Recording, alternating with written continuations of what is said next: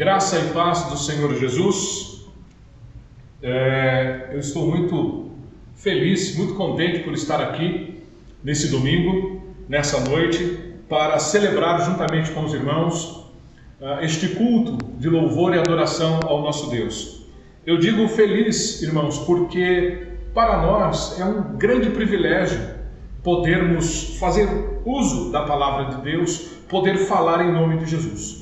Sou grato também pela nossa igreja, por estarmos em comunhão uns com os outros e também em comunhão com o nosso Senhor e Salvador Jesus Cristo, por intermédio do seu sacrifício, da sua morte na cruz do Calvário, pela aliança que foi feita por Ele em seu próprio sangue, por termos sido resgatados, por termos sido comprados pelo seu precioso sangue. Tudo isso e muito mais é motivo de estarmos alegres, felizes, contentes, satisfeitos, agradecidos, porque Deus verdadeiramente tem feito grandes coisas por nós. Eis aí o motivo da nossa alegria. Então, irmãos, eu sou grato ao Senhor Jesus, porque Ele nos dá a oportunidade de nos reunirmos, de sermos crentes fora das paredes do nosso prédio, de sermos igreja dentro da nossa casa, dentro do nosso lar, de sermos igreja da maneira como nós estamos cultuando e celebrando ao Senhor. Então, o meu coração está alegre, meu coração está satisfeito em Deus, porque de fato Deus tem feito grandes coisas pela sua igreja, pelo seu povo, pelas igrejas na cidade de Santa Branca, no Brasil, no mundo. O Senhor tem cuidado do seu povo e nós nos alegramos com isso. O meu desejo é que o Senhor abençoe ricamente a sua vida, você que está no seu lar, aos nossos irmãos aqui da Igreja Cristã Batista Bíblica na cidade de Santa Branca. Eu quero mandar um abraço ao pastor Esdras Moreno Pintor, também a sua esposa, que estão acompanhando esse culto. Pastor, que Deus abençoe ricamente a vida do Senhor e que nós possamos caminhar juntos nessa nossa caminhada da fé em Jesus, na pessoa gloriosa do Senhor Jesus. E você, meu irmão, que pertence a essa igreja, a Igreja Cristã Batista Bíblica aqui em Santa Branca, que Deus abençoe ricamente você.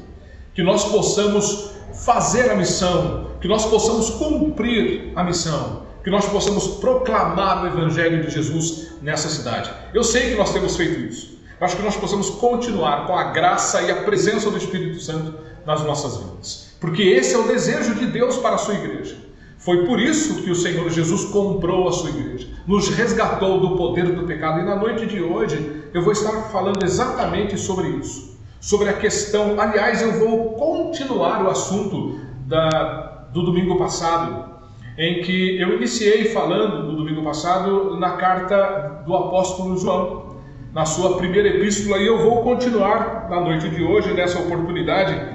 No domingo passado eu fiz uso do capítulo 1 e hoje eu vou meditar com os irmãos no capítulo 2.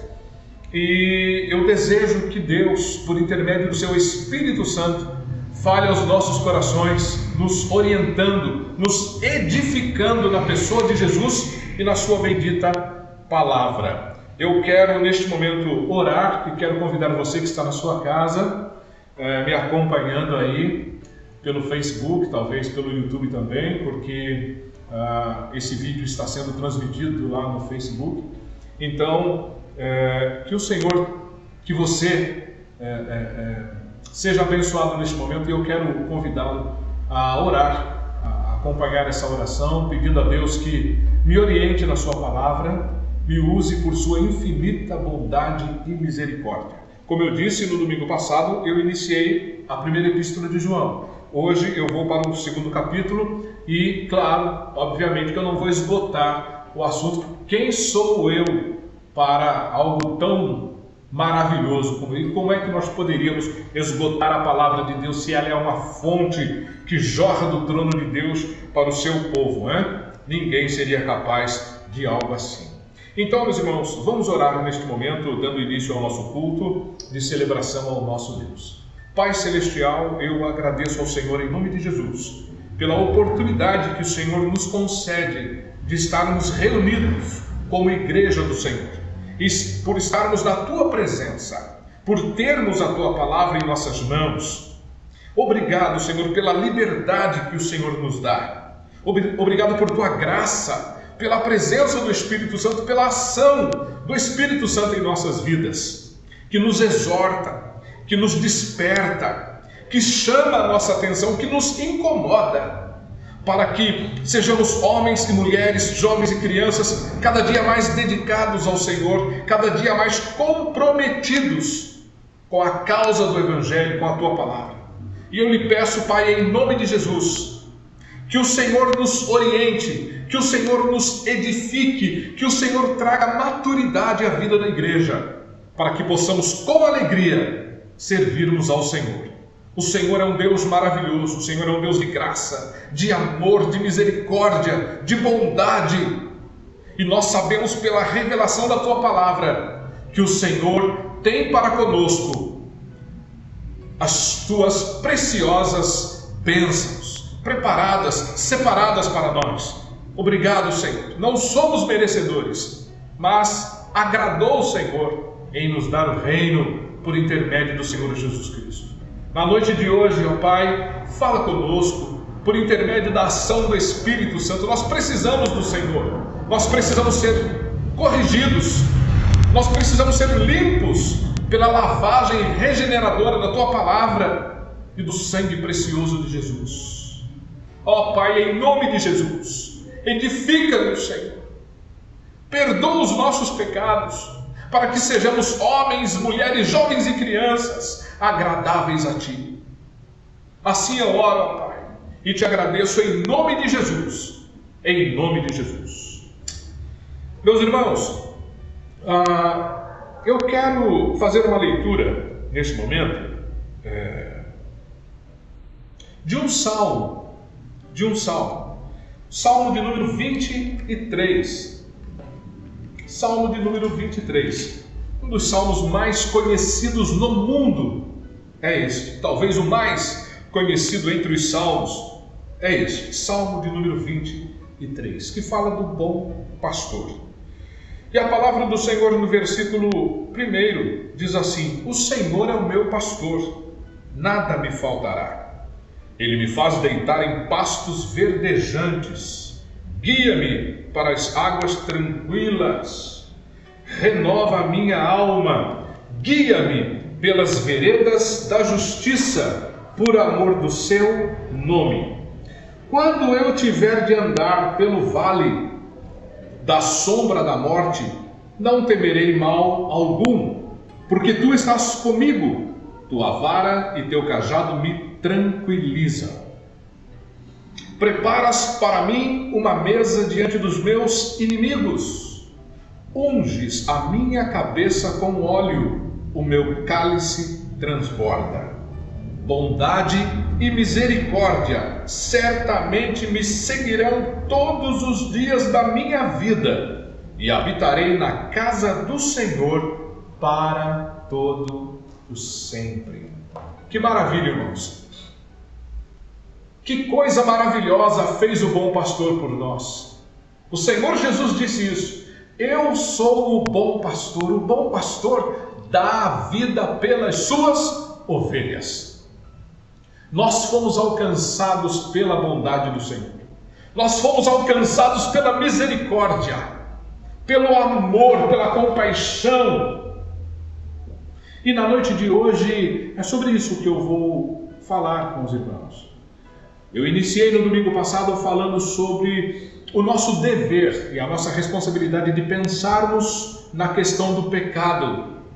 E nós vimos como é que Deus olha para o pecado, qual é a consideração de Deus para com o pecado. Os irmãos vão se lembrar que no livro de Provérbios, o Senhor diz que o pecado, Ele o compara ao vômito.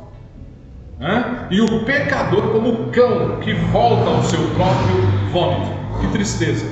Mas é assim que Deus olha para o pecado. Deus se enoja do pecado. Então nós temos que voltarmos a nossa atenção para esse assunto também. Porque, como eu disse aos irmãos, este tem sido um assunto colocado de lado. Muitos assuntos têm sido colocados na igreja ou para a igreja. mas esse parece que tem sido esquecido e nós temos que tomar todo o cuidado, porque o pecado nos assedia, ele tenta nos ganhar, nos conquistar, ele tenta ocupar um lugar no nosso coração, na nossa mente, e é por isso que nós temos que ter todo o cuidado. E na noite de hoje, nessa oportunidade, eu vou querer falar isso com os irmãos. E eu desejo que o Espírito Santo fale ao seu coração. E não as minhas palavras simplesmente venha a soar em seus ouvidos. Não apenas isso, mas que o Espírito Santo fale poderosamente ao seu coração. Eu vou cantar aqui alguns cânticos e logo em seguida eu estarei compartilhando com os irmãos essa meditação na noite desse domingo. Deus abençoe você.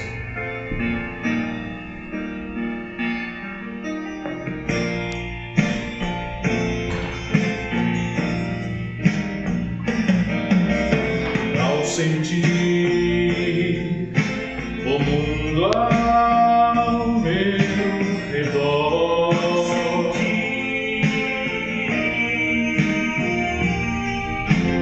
nada vi que pudesse ser real.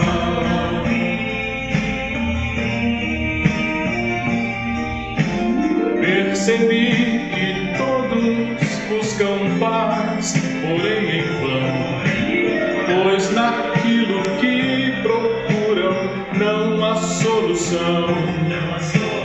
Não há solução. Só em Jesus a paz real eu pude encontrar. O seu amor pude experimentar. Me entreguei a Cristo e a vida eterna vou gozar.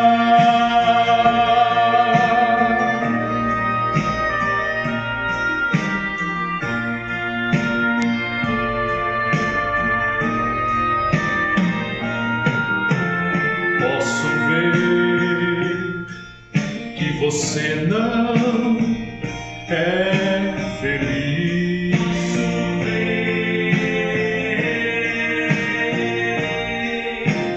Vou dizer que não pode ser feliz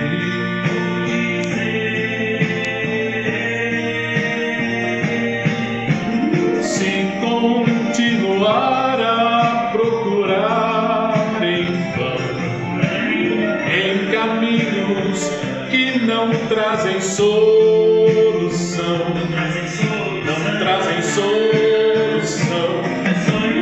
Só em Jesus a paz real você vai encontrar. O seu amor vai experimentar. Venha Jesus Cristo e a vida eterna vai gozar.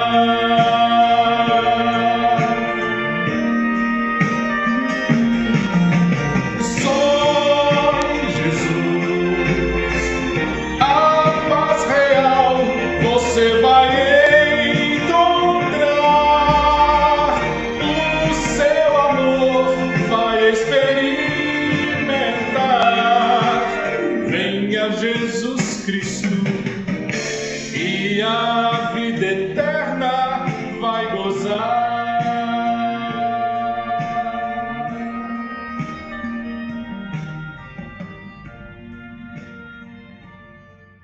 A tua palavra escondi,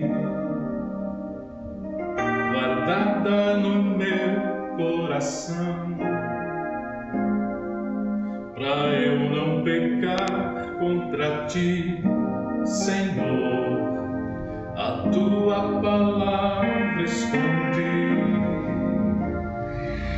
minhas vestes do sangue lavei, e das tuas águas bebi,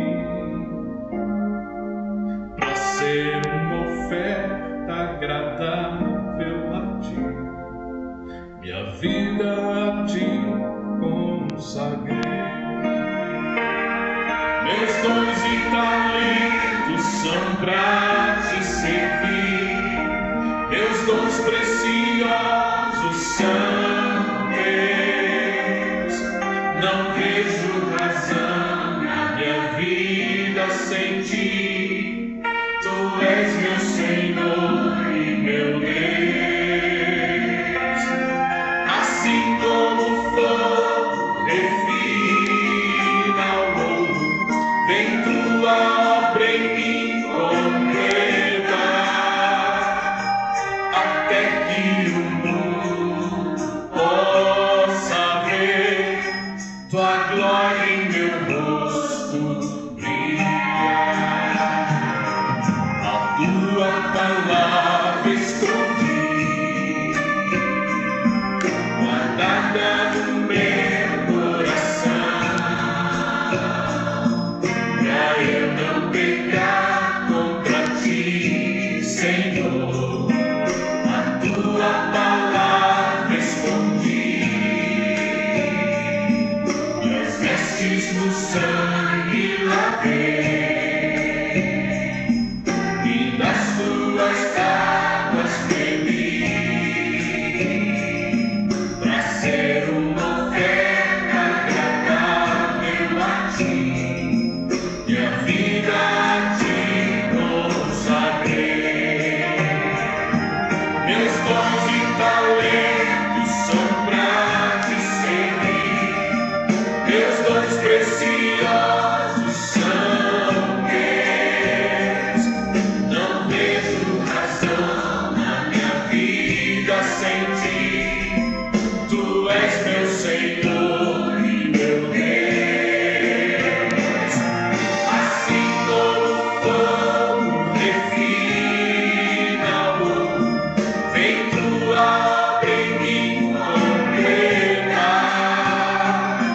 até que o mundo possa ver tua glória em meu rosto brilhar, até que o mundo possa ver tua glória em meu rosto brilhar, até que o mundo possa ver tua glória em meu rosto brilhar.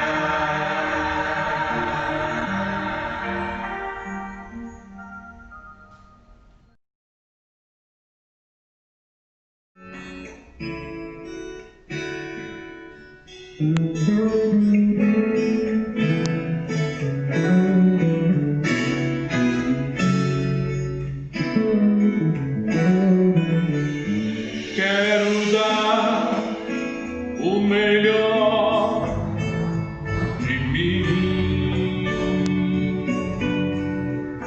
quero oferecer sacrifício de louvor. Quero ser bem mais do que já sou, um adorador por excelência me tornar. Eu não vou me importar com o que vai acontecer, eu só quero te exaltar, tu és a razão do meu viver. Eu não posso me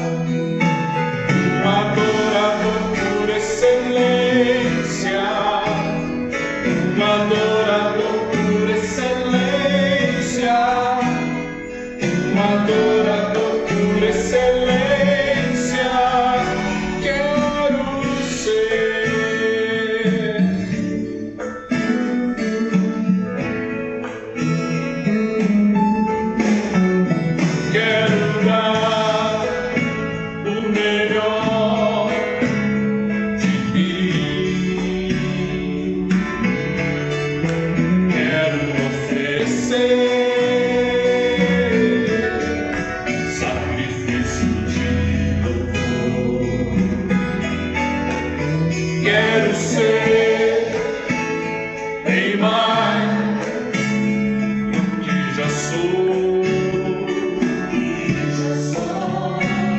Um adorador por excelência me tornar.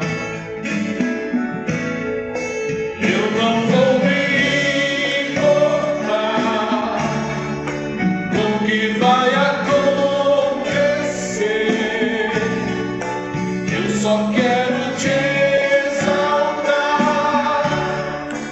Tu és a razão do meu viver. Eu não posso me calar. Tenho adoração em meu DNA. Um adorador por excelência. Um adorador por excelência.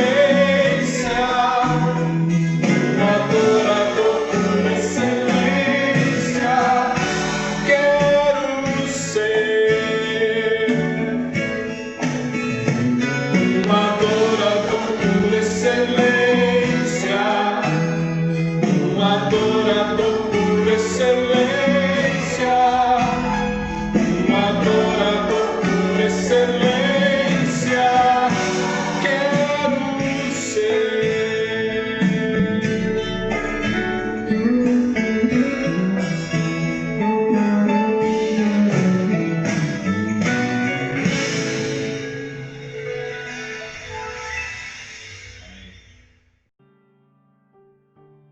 Bem, meus irmãos, eu quero ler um pequeno trecho que está na carta, na primeira epístola de João, do apóstolo São João. Epístola de João, primeira epístola, capítulo 2. E o apóstolo João escreveu o seguinte: primeira epístola de João, capítulo 2, versículo 1. Primeira epístola de João, capítulo 2, versículo 1. Diz assim: Meus filhinhos, eu vos escrevo estas coisas para que não pequeis, mas se alguém pecar, temos um advogado junto ao Pai, Jesus Cristo, o justo. O apóstolo João escreveu então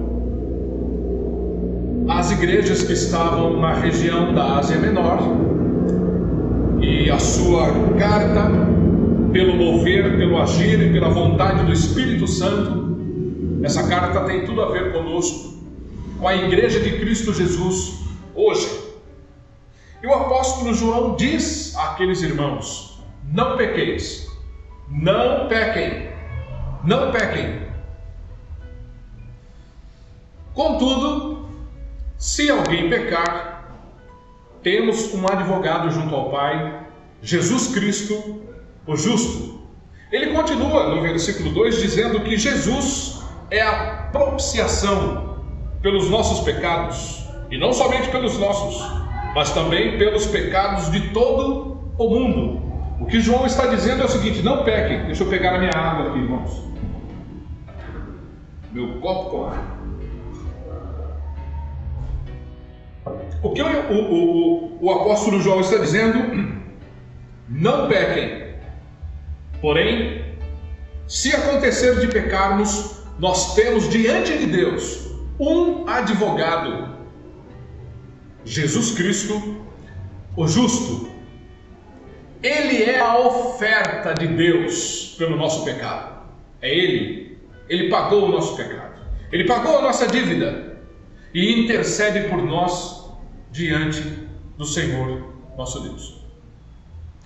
O apóstolo Paulo, quando escreveu aos Romanos, quando o apóstolo Paulo escreveu sua carta aos crentes que viviam na cidade de Roma, no capítulo 4, versículo 25, Carta de Paulo aos Romanos, capítulo 4, verso 25. O apóstolo Paulo escreveu assim: Ele foi entregue à morte por causa das nossas transgressões e ressuscitado para a nossa justificação. O Senhor Jesus Cristo foi entregue à morte por causa dos nossos pecados, das nossas culpas, das nossas falhas, das nossas faltas. Ele foi morto por causa dessas coisas, por causa do nosso comportamento, por causa das nossas palavras ruins, por causa dos nossos pensamentos ruins. O Senhor Jesus foi entregue à cruz. Ele foi entregue nas mãos de homens pecadores, cruéis, sanguinários, violentos, por causa do meu e do seu pecado. Foi por isso que Jesus foi pendurado lá. Mas o Espírito Santo conduziu o apóstolo Paulo a escrever mais. E ele escreveu: e ressuscitado, não para a nossa condenação, mas para a nossa justificação. Ele morreu. O castigo que nos traz a paz caiu sobre a pessoa do Senhor Jesus Cristo, o Filho do Deus vivo.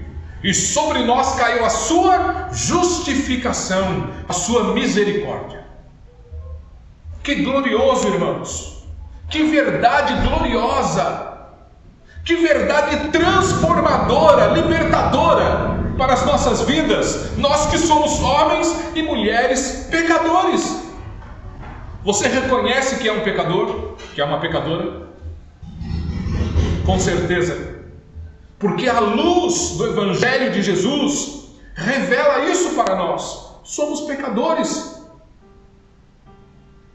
E como aquele publicano, nos aproximamos do Senhor em oração, clamando a Ele por misericórdia, por limpeza da nossa alma, das nossas vestes espirituais.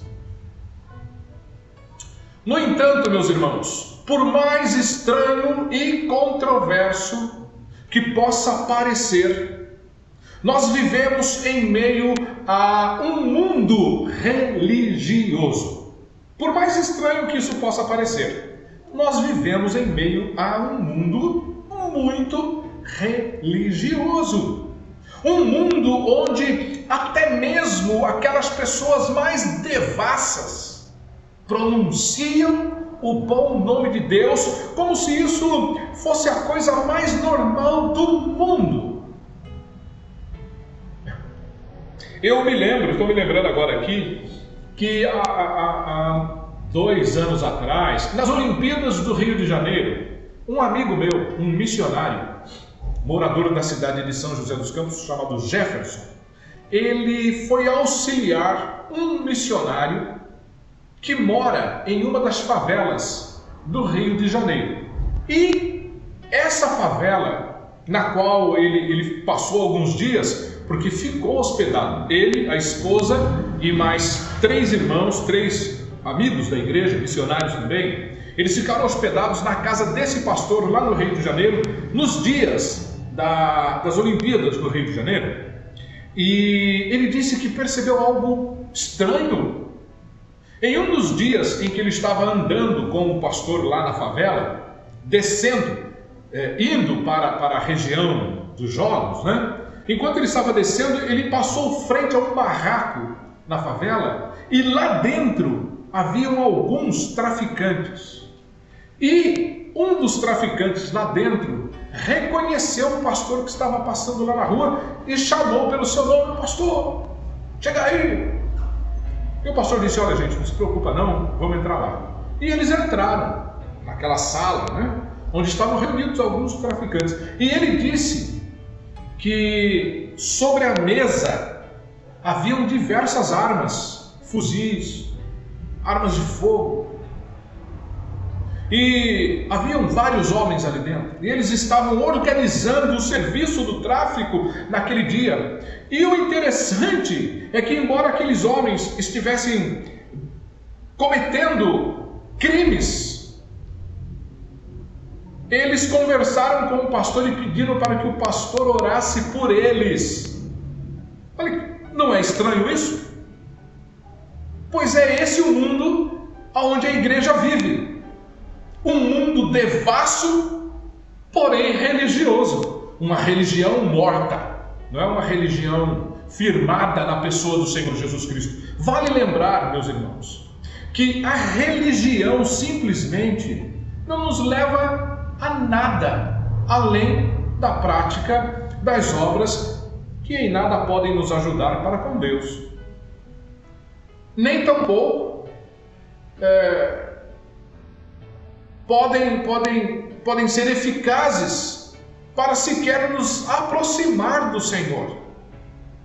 Se não nos agarrarmos unicamente à obra realizada por Cristo Jesus na cruz do Calvário, fatalmente, ainda que permaneçamos fiéis aos bons costumes e princípios, viveremos tão somente como uma pessoa fiel a uma determinada religião. Ser religioso é tão somente conhecer os mandamentos, frequentar as reuniões, dar esmolas e até mesmo amar ao próximo. Apenas isso e nada mais. É por essa razão que o comportamento desse mundo é estranho, questionável, duvidoso, controverso. Porque mesmo que fale sobre Deus e use seu nome, as propostas desse mundo têm apenas um interesse, um propósito: nos afastar de Deus, porque o mundo jaz no maligno e está, por causa do pecado, por causa da situação, por causa dessa verdade, mergulhado em pecados e pecados terríveis. Sendo assim, toda e qualquer sociedade que fizermos com esse mundo a fim de absorvermos dele, do mundo, algum estilo de vida ou padrão de conduta, é certo que estaremos caminhando para uma aliança desastrosa, que nos levará não à presença do Senhor Deus, mas à presença do pecado. É por isso que nós temos que olhar para a questão do pecado. Por essa razão, para dar à Igreja de Cristo direção e prudência, o Espírito Santo instruiu o apóstolo Paulo a escrever aos crentes da cidade de Corinto. E em sua segunda carta de Paulo aos Coríntios, irmãos, vamos lá, segunda epístola de Paulo aos Coríntios, capítulo 6, versículos 14 ao 15. Segunda carta de Paulo aos Coríntios, capítulo 6, versículo 14 ao 15, diz assim: não vos coloqueis em jugo desigual com os incrédulos.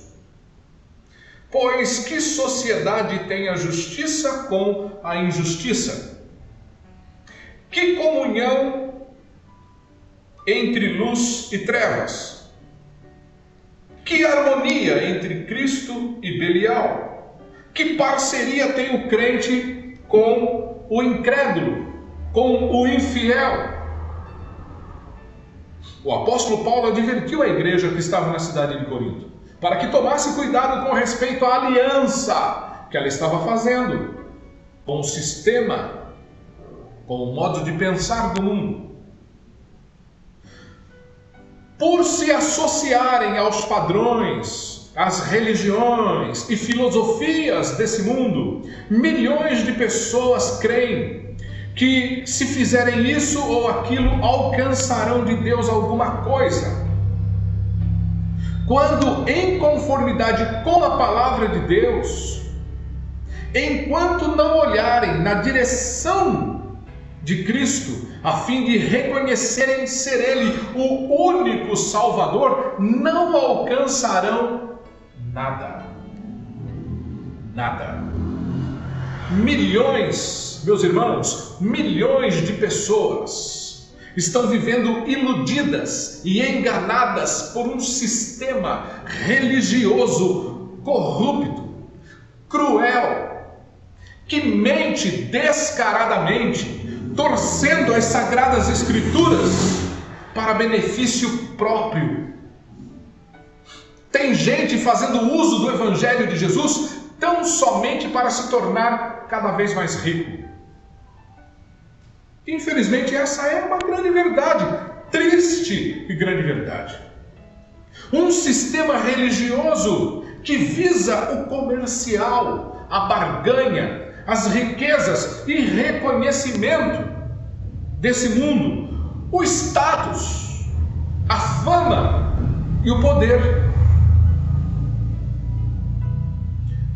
Como sabemos e como podemos afirmar que o sistema religioso desse mundo serve ao diabo e não a Deus? Como é que nós podemos afirmar isso?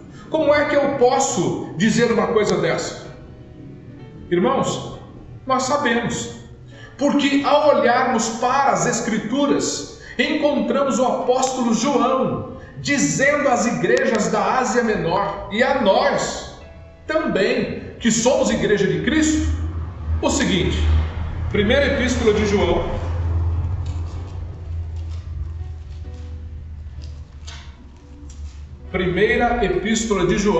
capítulo 2, versículo 4. Veja aí, irmãos, o que foi que o apóstolo João disse à igreja. Primeira epístola de João, capítulo 2, verso 4. Aquele que diz: eu o conheço e não guardo os seus mandamentos, é mentiroso e a verdade não está nele. Pergunto a você: o mundo obedece aos mandamentos do Senhor Jesus, aos mandamentos da sua palavra? Não. O sistema religioso que rege este mundo obedece aos mandamentos das Sagradas Escrituras? É claro que não. Então ele é mentiroso. Ele está servindo a Deus? Não. Ele está servindo aos interesses do mundo. Quem rege esse mundo? Esse sistema podre, contaminado pelo pecado? O diabo. Quem serve ao mundo, serve ao diabo. O Senhor Jesus disse aos líderes religiosos do seu tempo: vocês têm por pai o diabo. Todo sistema, meus irmãos, todo sistema, seja ele político, cultural ou religioso, pode afirmar que conhece a Deus, porém reconhecer a Cristo como Senhor e Rei, ele não faz. O sistema, o mundo está firmado em si próprio. E isso o conduzirá para debaixo do comando e orientação desse mundo caótico, pecador e em trevas, no qual a igreja deve resplandecer como luzeiros. O apóstolo João, nesse mesmo capítulo, no capítulo 2 de sua primeira epístola, continua dizendo no versículo 15 o seguinte: não amem o mundo, nem as coisas que há nele. Se vocês amam o mundo, queridos, o apóstolo João estava falando isso à igreja, ele não estava falando isso aos ímpios, nem aos incrédulos, ele estava conduzindo as suas palavras, a sua carta às igrejas. Não amem o mundo, nem as coisas que há nele. Se vocês amam o mundo, não amam a Deus, o Pai. Nada que é deste mundo, João disse, vem do Pai. Os maus desejos da natureza humana, a vontade de ter o que agrada aos olhos e o orgulho pelas coisas da vida, tudo isso não vem do Pai, mas do mundo. E o mundo passa com tudo aquilo que as pessoas cobiçam. Porém, aquele que faz a vontade de Deus vive para sempre. O apóstolo João disse isso. Primeira epístola de João, capítulo 2, a partir do verso 15. As palavras de Deus, a palavra de Deus nos coloca diante de uma grande e desafiadora escolha. Não amem o mundo. É a palavra de Deus para nós hoje, irmãos. Não ame o mundo. E isso pode muito bem significar desejar mais o permanecer vivo aqui do que estar com Cristo eternamente. Irmãos, amar o mundo pode significar que nós desejamos permanecer nele, a irmos estar com Cristo eternamente. Não amar as coisas que existem nesse mundo é muitas vezes o não ser capaz de decidir por escolher servir, contribuir, cooperar, amar a obra de Cristo. E isso é um fato. Infelizmente é uma verdade, porque em certos momentos é quase que preciso implorar para que um crente se dedique mais na cooperação para com o Evangelho de Jesus. Às vezes, aqueles que estão à frente da igreja só faltam cair de joelhos e implorar, pelo amor de Deus, nos ajude a levar o Evangelho. É fácil demais decidirmos por alimentarmos a nossa própria natureza humana. Muito fácil. Mas vivermos em obediência à causa e às ordenanças de Jesus é sim uma luta constante. No entanto, se não nos levantarmos do nosso comodismo, por vezes do nosso pensamento e posicionamento egoísta, a fim de encararmos essa guerra espiritual que se levanta diariamente contra nós e contra a Igreja de Cristo, corremos o risco de sermos religiosos de carteirinha, porém sermos infiéis. De carteirinha nós somos crentes, que é maravilha, mas em questão de fidelidade podemos ser considerados infiéis. Isso será muito triste.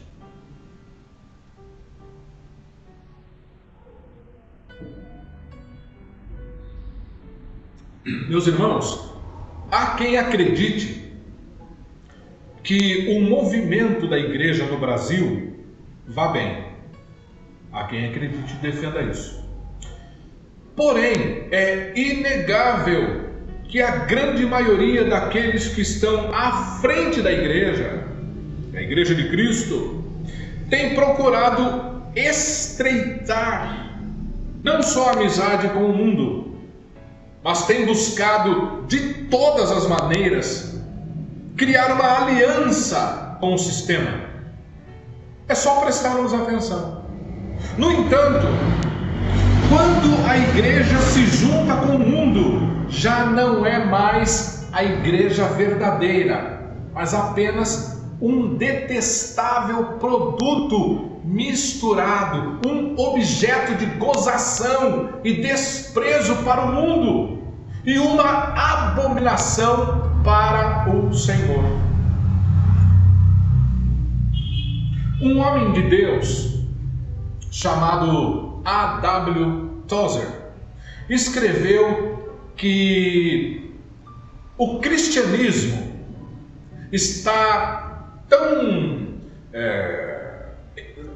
emaranhado, tão atrelado no mundo, que milhões nunca percebem quão radicalmente abandonaram o padrão do Novo Testamento. Irmãos, isso é muito sério. A maioria dos cristãos, milhões de crentes, estão tão aliançados com o mundo que eles sequer perceberam que já abandonaram o padrão de conduta cristã estabelecido para a igreja no Novo Testamento. Há nesse mundo uma enganosa luz que brilha sobre aqueles que buscam fama e reconhecimento. Já não nos admiramos, nem nos surpreendemos mais quando recebemos a notícia de que alguém muito famoso cometeu suicídio, ou que devido ao uso excessivo de alguma droga acabou morrendo. Essa triste notícia não nos abala mais, porque isso tem sido comum, isso tem acontecido demais. A Bíblia, a palavra de Deus nos diz, em 2 Coríntios, segunda carta de Paulo aos Coríntios, no capítulo 4, agora no versículo 18, o seguinte: não atentando nós nas coisas que se veem, mas nas que não se veem, porque as que se veem são temporais, e as que se não veem são eternas. O apóstolo Paulo chama a atenção da igreja: não fixe o olhar no mundo. O mundo passa. Nós temos que olhar para aquelas coisas que nós não conseguimos enxergar aqui. Nós olhamos pela fé nas coisas eternas. Os olhos da igreja precisam estar nessas coisas que Deus tem preparado para nós. Irmãos, muitas vezes, por causa dessa verdade, que milhões de pessoas ao redor do mundo tiram a própria vida, porque elas não olham para as coisas eternas, elas não olham para as coisas que Deus tem preparado, elas olham para os resultados deste mundo, para as riquezas desse mundo. Os irmãos se lembram do mancebo de qualidade? Ele era religioso. Ele era por demais um homem religioso. Ele cuidava das práticas religiosas desde a sua infância, mas o seu olhar estava nas coisas desse mundo. Nas coisas desse mundo. Por causa disso, muitas pessoas têm tirado a própria vida. Por confiarem que as glórias desse mundo e todos os prazeres que ele oferece serão capazes de saciar os anseios da alma. Quando, a bem da verdade, o Senhor Jesus disse: se alguém tem sede, venha a mim e beba. Enquanto as pessoas estiverem bebendo das riquezas deste mundo, sua alma continuará sedenta, procurando solução, resposta. E o Senhor Jesus continua dizendo: se alguém tem sede, venha a mim e beba. Como dizem as Escrituras, rios de água viva vão jorrar do coração de quem crê em mim.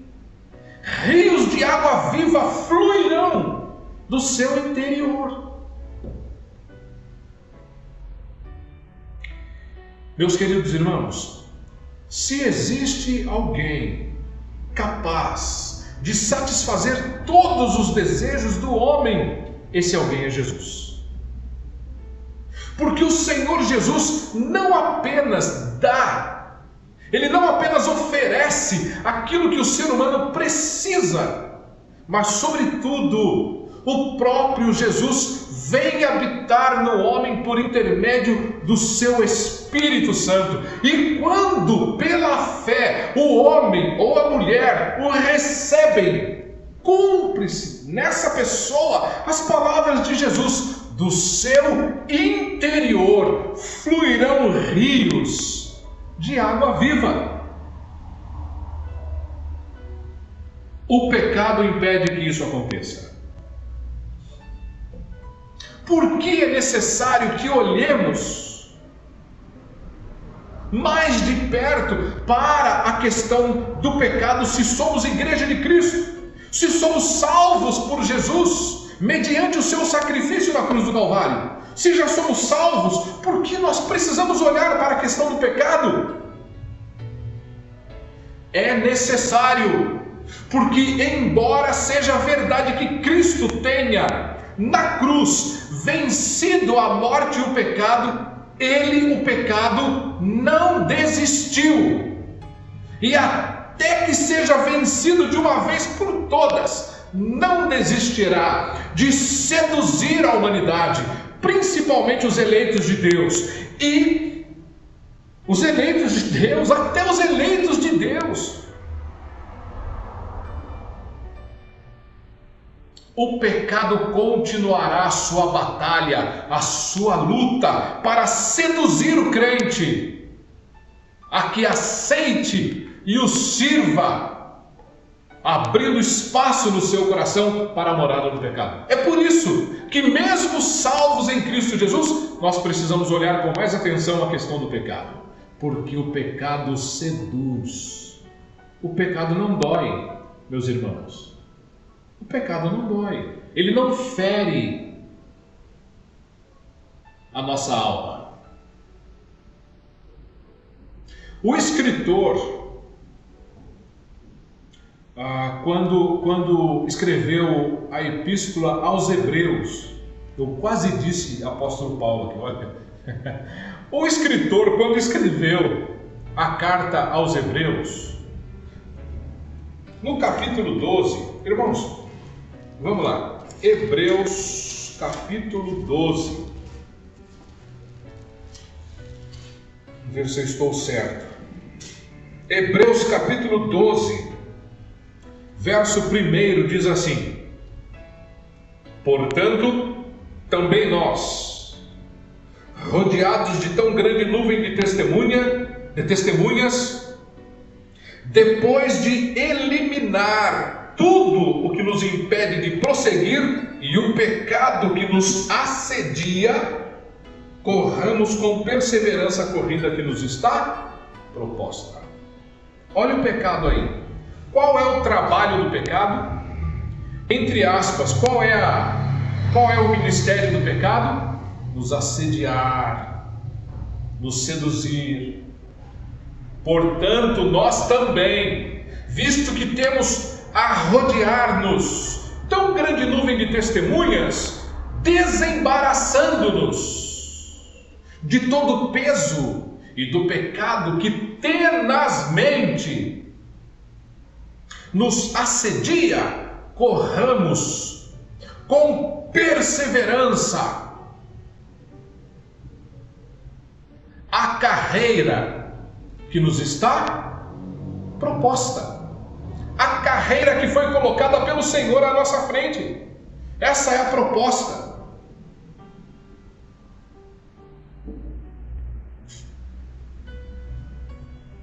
Embora, meus irmãos, em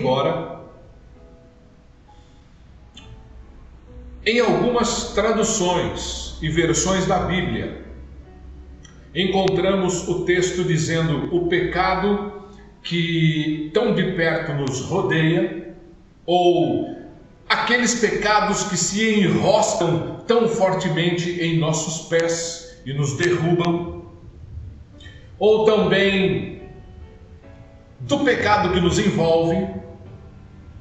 A intenção do pecado jamais foi ou será provocar em nós uma sensação desagradável. Essa não é a intenção do pecado. O pecado procura se instalar em nós, mas de maneira alguma ele quer que nos sintamos incomodados. Antes, o pecado procura nos manter confortáveis, mesmo que estejamos envolvidos no trabalho do Senhor. Mesmo que estejamos envolvidos no trabalho do Senhor, o pecado tenta se instalar e nos manter confortáveis. Eu quero lembrar os irmãos que foi isso o que o pecado provocou às 7 igrejas da Ásia Menor. Eu comentei isso. A 4ª carta que Jesus mandou que o apóstolo João escrevesse à igreja que estava em Sardes. Os pastores daquelas igrejas, chamados por Jesus de o anjo da igreja, embora estivessem conduzindo a igreja de maneira totalmente contrária à vontade do Senhor Jesus, não se sentiam incomodados com nada, muito menos com o pecado. E como é que eu posso dizer isso? Ora, meus irmãos, se eles estivessem se sentindo incomodados, eles teriam buscado perdão no Senhor. Eles teriam buscado orientação, eles teriam clamado a Deus por misericórdia. Eles não fizeram isso, eles continuaram tocando o barco. Eles não estavam se importando com o que estava acontecendo. Algum lucro eles estavam tendo. Não é isso que tem acontecido hoje em dia? Nós temos que pensar nisso.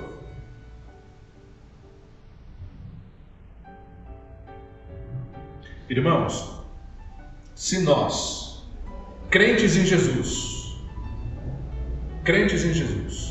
não nos preocuparmos em andarmos na luz, como Ele na luz está, seremos vistos pelo Senhor como mentirosos. Como assim, Daniel? Irmãos, todo crente diz que está na luz. Todo crente diz que agrada ao Senhor. Todo crente diz que vive o Evangelho. Mas a palavra de Deus diz que se nós não andarmos na luz, como Ele está na luz, nós somos mentirosos. A luz revela todas as coisas. É por isso que o ímpio não gosta do Evangelho. É por isso que o incrédulo não gosta do Evangelho.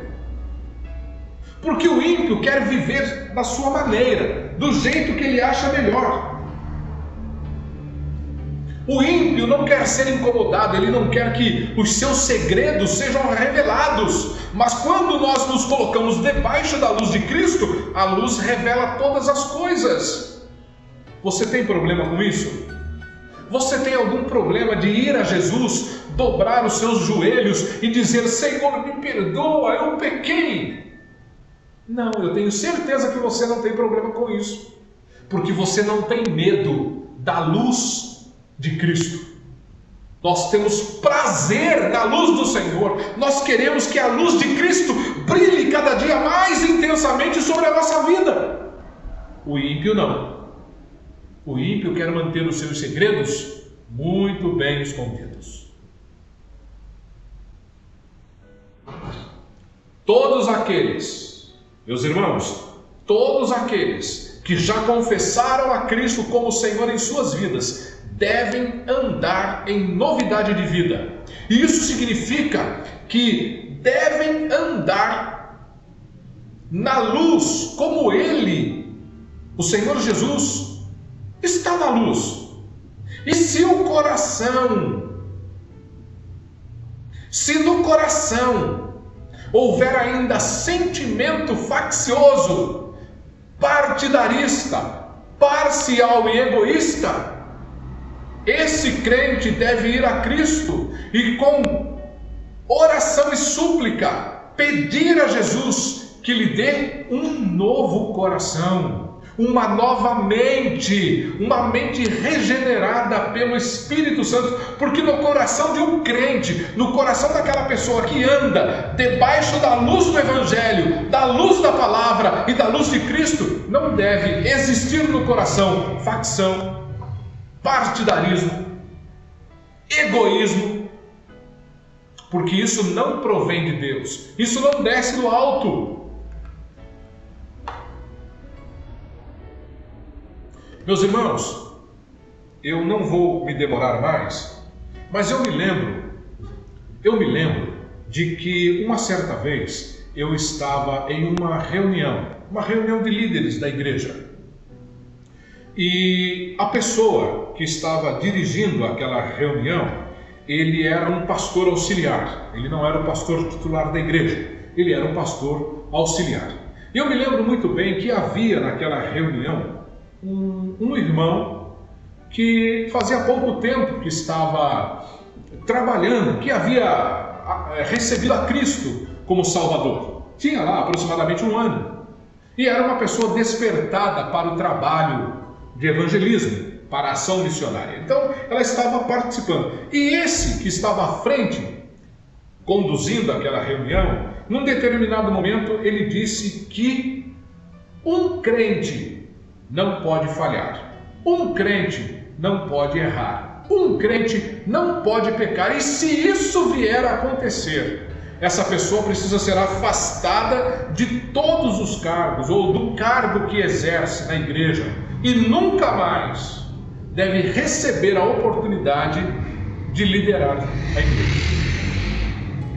Irmãos, quando eu ouvi essa bobagem, essa tolice, imediatamente eu me manifestei, levantei a mão, pedi a palavra e disse àquele irmão o seguinte: querido, você está totalmente equivocado. Você está falando por você, mas não pela palavra de Deus, porque a palavra de Deus não ampara esse pensamento tolo, débil. E eu ainda perguntei: em que lugar das Escrituras nós encontramos apoio para justificar essa tolice tão berrante? Não encontraremos, irmãos, porque a palavra de Deus não apoia esse pensamento. Deus é um Deus de misericórdia. Olha para Davi, querido. Olha para Davi, veja o que ele fez e veja se Deus tirou dele o cargo de rei da nação. Os irmãos, isso é fruto do pecado, na vida, no coração. O pecado está dirigindo, isso é egoísmo. Isso é confiar na própria carne. A palavra de Deus não nos promete em nenhum lugar que depois de regenerados não pecaremos mais. A Bíblia nos exorta enfaticamente a não cedermos ao pecado. Todavia, se viermos a pecar, podemos confiar no gracioso perdão do Pai, conforme lemos lá na primeira epístola de João, capítulo 1, dos versículos 8 ao 10. É esta confiança que o apóstolo João se refere quando fala: meus filhinhos, escrevo-lhes estas coisas para que vocês não pequem. Porém, se alguém pecar, temos um intercessor junto ao Pai, Jesus Cristo, o justo. Não somos escravos do pecado. O ímpio é escravo do pecado. O pecado não nos domina, porque nós pertencemos a Jesus. Nós fomos comprados por Jesus. Nós somos resgatados por Jesus. O crente não pertence ao mundo, ele pertence ao reino de Cristo. E o seu governante é o Senhor, não o mundo. Por isso, o crente pode sim vir a pecar, mas ele não ficará caído. A graça de Deus há de se manifestar sobre a sua vida. Queridos, o Senhor Jesus disse: se vocês, que são maus, sabem dar boas coisas aos vossos filhos, quanto mais vosso Pai Celestial vos dará o melhor. O melhor de Deus para nós é Jesus, e Jesus nos dá da sua graça. Da sua graça.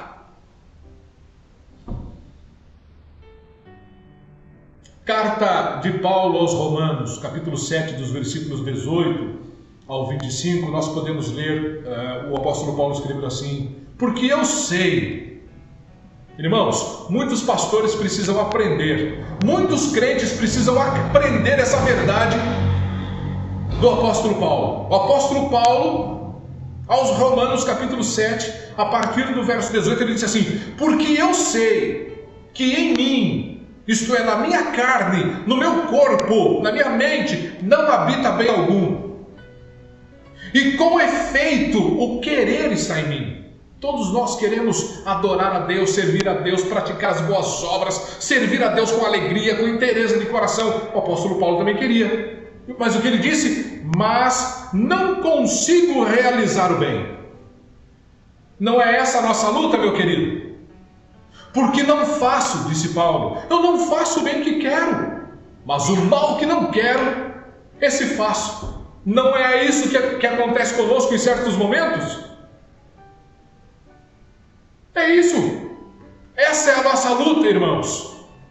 Esse é o nosso desafio, é lutar contra a nossa própria natureza. Nosso maior inimigo é a nossa própria natureza, os nossos pensamentos. É contra isso que nós temos que primeiramente lutar. E depois o pecado que nos rodeia, que nos assedia todos os dias. Queridos, se confessarmos os nossos pecados, o Senhor nosso Deus nos perdoará os pecados, mediante Jesus. Foi essa a verdade que Paulo compartilhou aos irmãos em sua primeira carta aos Coríntios, no capítulo 7. E Paulo disse mais: diante da verdade, ele disse, contudo, graças a Deus que nos dá a vitória por intermédio de nosso Senhor Jesus Cristo. A nossa vitória, irmãos, está na pessoa do Senhor Jesus Cristo, não em nós. Mas infelizmente, essa verdade muitas vezes parece não encontrar lugar na mente de certos crentes que também foram regenerados.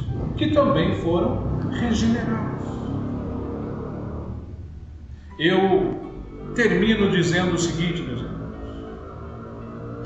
O apóstolo João disse assim, no capítulo 1 de sua primeira epístola: e esta é a mensagem que dele ouvimos e vos anunciamos, que Deus é luz e não há nele trevas nenhuma. Se dissermos que não temos, se dissermos que temos comunhão com ele e andarmos em trevas, mentimos e não praticamos a verdade. Mas se andarmos na luz, como ele na luz está, teremos comunhão uns com os outros, e o sangue de Jesus Cristo, seu Filho, nos purifica de todo o pecado. Querido, você está na luz, não está? Você não está caminhando a sua vida cristã, a sua caminhada cristã, debaixo da luz de Cristo? Se acontecer de cairmos, o Senhor nos levantará, porque a sua palavra nos garante essa vitória. O pecado todos os dias há de nos assediar, mas a graça de Cristo abundantemente tem sido derramada sobre as nossas vidas. Não acredite em certas conversas fiadas por aí. Não acredite. Não acredite naquele crente que gosta de levantar o passado, porque isso não vem de Deus, isso vem do diabo. Não dê ouvidos a esse tipo de conversa, porque essa conversa não vem do Pai. Nós estamos firmados na santa e gloriosa palavra do Senhor Jesus. E a palavra de Deus diz: eis que faço nova todas as coisas. E o Senhor tem feito isso por nós, e por isso nós estamos alegres. Meus queridos irmãos, que Deus vos abençoe em Cristo Jesus. Que o Senhor nos conceda crescimento na sua palavra. Que possamos servir a Cristo com alegria mais e mais. Quando pecarmos, quando falharmos, quando cedermos, quando cairmos, que o nosso pensamento, o nosso coração se volte para esse Deus de misericórdia e amor, porque Ele é um Deus de misericórdia e amor. Que Deus te abençoe, meu querido. Que Deus enriqueça você. Vamos orar e nessa oração eu estarei encerrando o nosso culto de celebração a Deus. Senhor Deus, eu lhe agradeço em nome do Senhor Jesus, teu amado Filho, pela oportunidade de fazer uso da tua palavra, de aprender juntamente com os teus servos e servas, filhos e filhas, com a tua igreja, as verdades da tua palavra. Muito obrigado, Senhor. Muito obrigado pela pessoa gloriosa de Jesus. Conduz-nos, Senhor, até o dia de Cristo. Fortalece os nossos corações e a nossa mente. Firma-nos na tua palavra. A tua palavra é a verdade. Abençoa a tua igreja, Senhor. E apressa o dia de novamente estarmos reunidos como igreja neste lugar, para celebrarmos com alegria o nome glorioso de Jesus. Dá uma semana de paz, de prosperidade ao teu povo e ao Evangelho do Senhor Jesus. Para a tua glória, para a glória de Cristo Jesus. Assim eu oro e te agradeço em nome de Jesus. Em nome de Jesus. Meu querido irmão, Deus te abençoe, boa semana e até o nosso próximo culto, se Deus assim nos permitir. Deus abençoe você, um grande abraço.